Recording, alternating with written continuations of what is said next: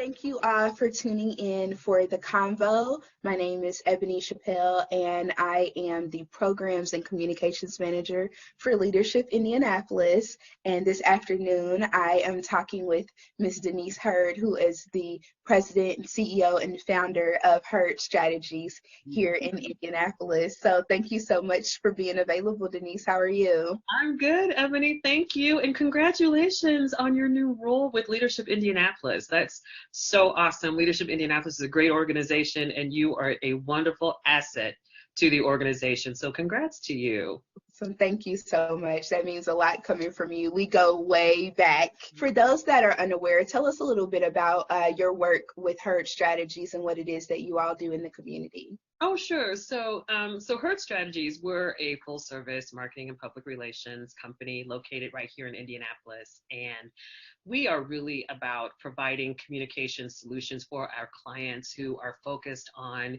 issues involving quality of life.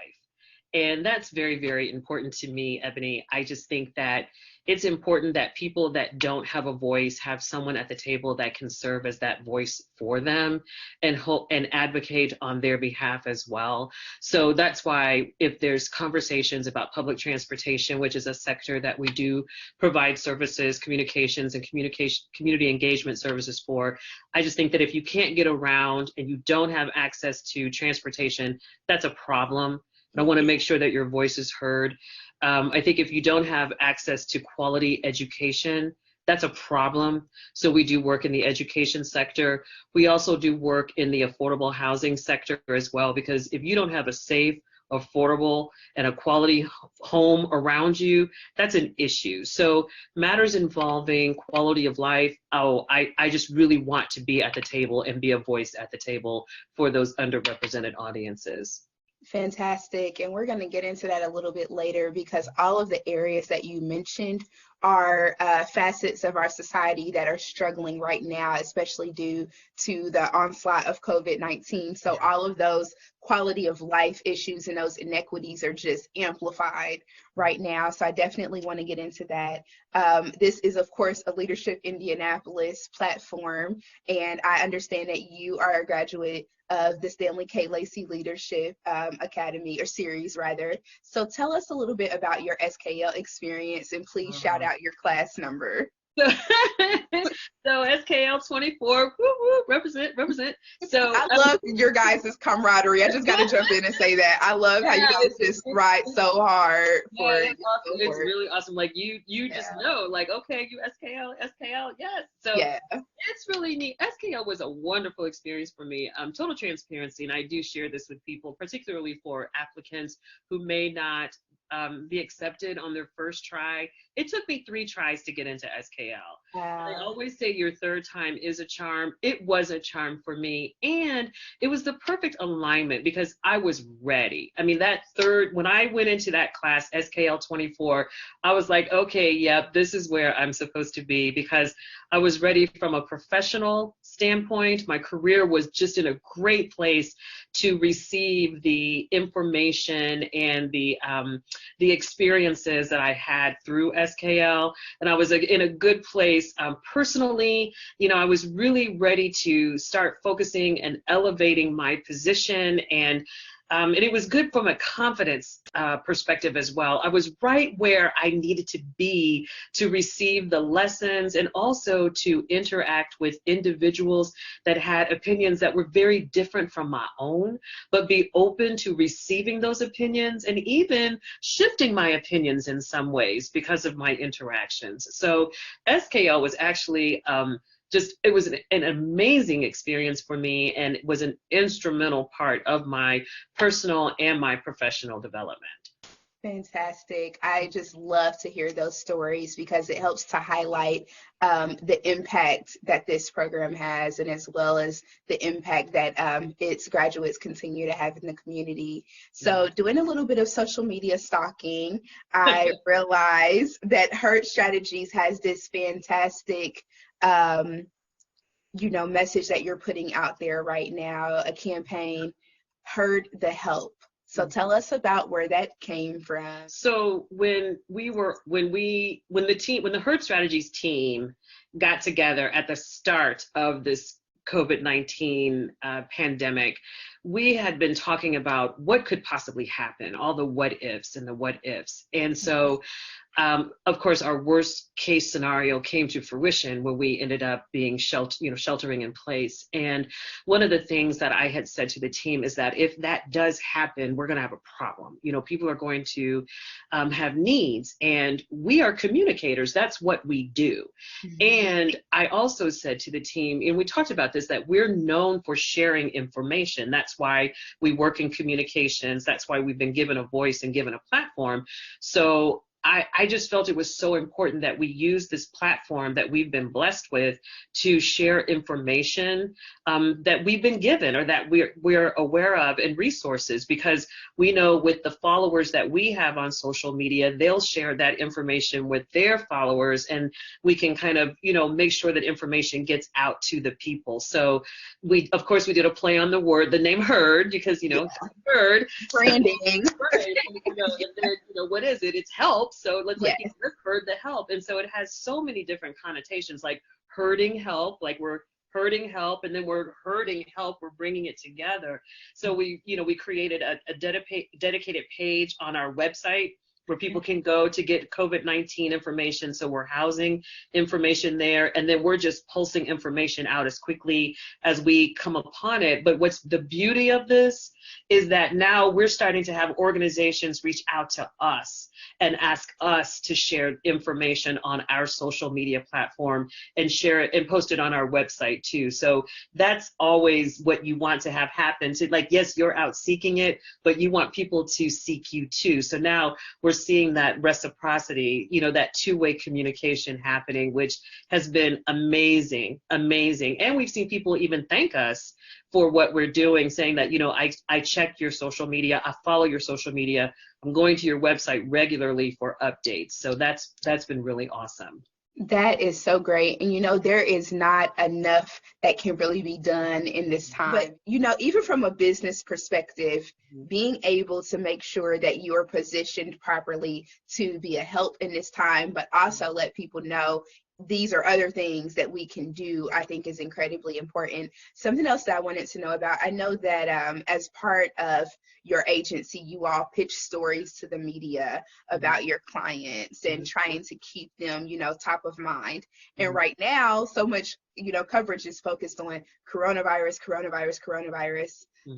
What have you been doing right now to try to still position those stories and get the word out about the incredible work that your clients are doing in the midst of the pandemic? So once again, when we saw that what was coming down the pipe, because it all happened so quickly, right about right at the end of the first week of March, going into the second week of March, we actually sat down as a team and started thinking, okay, if this happens, what will we have to do? And one of my colleagues, she summed it up so eloquently. She was like, you know what? We just have to pivot. We have to pivot. And so that's the strategy that we've been utilizing for all of our clients, that they can still achieve their communications goals. We just have to pivot. So what our team did is sat down and rewrote their public relations strategies. And it was just a pivot. The objectives stayed the same, but just how we execute became different. And what we found, and I think that what's really amazing about this whole situation is that I think that all of us have really discovered how nimble we are. And how, that we really, though we're sometimes like, don't move my cheese, I don't like change. My gosh. COVID-19 has forced us to have to change. We can't do things like we used to. So in presenting these revised strategies to our clients, they were taking it all in like, yes, let's try it, let's do it, let's go for it. And so that's been the amazing thing about it. There was no idea that got left on the table. Because we still have these objectives, we have to still continue. We're not paralyzed right now. We just have to rethink how we're doing things in the meantime. So that's the thing. We're in the meantime right now. And of course, once we come out from underneath this, we will have a new normal. But what COVID-19 showed us is what we're capable of doing. So what will be the real test is how we take the learnings that we've had during COVID-19 and how we've had to pivot and shift, and how we apply them on the other side, because we'll never go back to pre-COVID. We'll never be that way anymore. That's over. But what will we look like? So that's what I'm excited about, seeing what will be born out of all of this. Yeah, and you know what? I am personally excited about that too.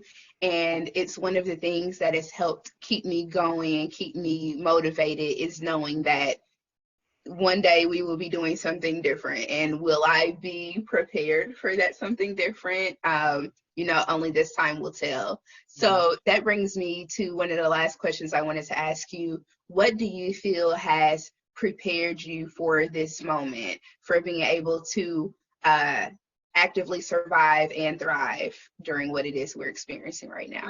COVID-19? I think it's because, I'm going to talk about this in a couple of weeks in a blog that I'm working on, but I'll give you a preview. I've been really, I was sharing with my team that as a professional, I've actually lived through some things. So, the first crisis that I think I ever really experienced was during 9/11, when that occurred. And then I was an employee. So I was an employee during 9/11, working for an organization. And in thinking back during that time, one thing that stood out to me more than anything is that my organization at the time didn't really do a good job of worrying or focusing on the mental wellness of the staff. We were all very traumatized by 9/11, and yet it was like we had to keep working. And then we were conducting business, and people were questioning us for conducting business. And I remember thinking, this just seems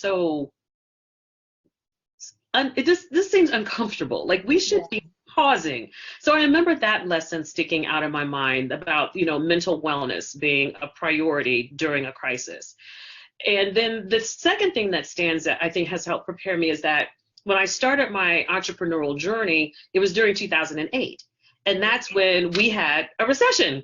Yes. And so I never knew what it was like to be up. Because I didn't know. I'd always worked for someone. So when I started my journey, we were down. So I was like, okay, well, I know I want this business ownership thing, so I'll just keep putting one foot in front of the other, and I'll figure it out. So I never knew what it was like to fall. I knew that the economy was what the economy was, and I knew that I had a goal, and I had to stay focused on that goal. So now we have COVID-19, which I feel kind of has brought me full circle, where now I'm the business owner and the mental wellness of my team is at the forefront of my thoughts. If they're not well, then the company's not well.